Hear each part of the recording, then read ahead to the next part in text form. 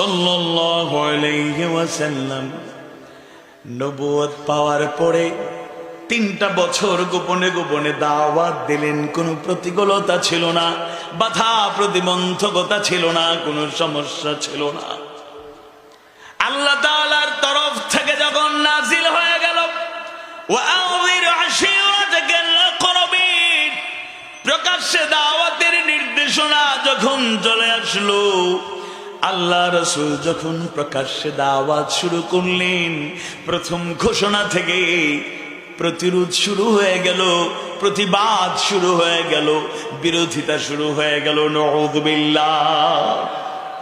ওই আরবের মানুষরা আল্লাহর রাসূলকে এত সম্মান করত, এত মহব্বত করত, জাইলিয়াতের অন্ধকারে ডুবে থাকা মানুষগুলোই স্বীকৃতি দিয়েছিল।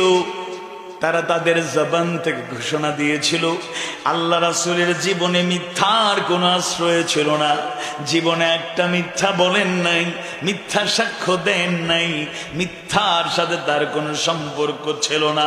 ওই জাহিলি জামানার লোকগুলো, অন্ধকারে থাকা ডুবে থাকা লোকগুলো, তারা নিজেরাই আল্লাহ রাসূলের সত্যবাদিতা, সততার সৌন্দর্যমণ্ডিত গুণাবলী দেখে তারা বলল, মুহাম্মদ তুমি শুধু মুহাম্মদ নও, তুমি আস-সাদিক, তুমি সত্যবাদী। সুবহানাল্লাহ। আল্লাহ রাসূল ছোট্টবেলা থেকে চাচার সাথে ব্যবসায়ী কাজে সফর করতে করতে এক পর্যায়ে নিজেও প্রতিষ্ঠিত ব্যবসায়ী হয়ে গেলেন। আল্লাহ তাআলা ব্যবসাটাকে হালাল করেছেন।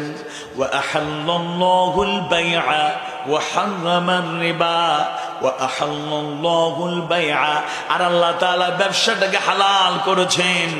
আল্লাহ রাসূল সততার সাথে আমানতদারিতার সেই গুণের সৌন্দর্যমণ্ডিত চারিত্রিক সৌন্দর্য দিয়ে তিনি এমন ভাবে তার ব্যবসা বাণিজ্য পরিচালনা করেছেন, তার অ্যাকাউন্টেবিলিটি, জবাবদিহি, তার স্বচ্ছতা, আমানতদারিতা দেখে তার সাথে যারা লেনদেন করলো, আরব সহ মিশর, ইয়ামেন, বসরা সহ যারাই তার সাথে ব্যবসা করেছেন, তিজারা, সেই ব্যবসায়ী কাজে একে অপরকে চেনার সুযোগ হয়েছে।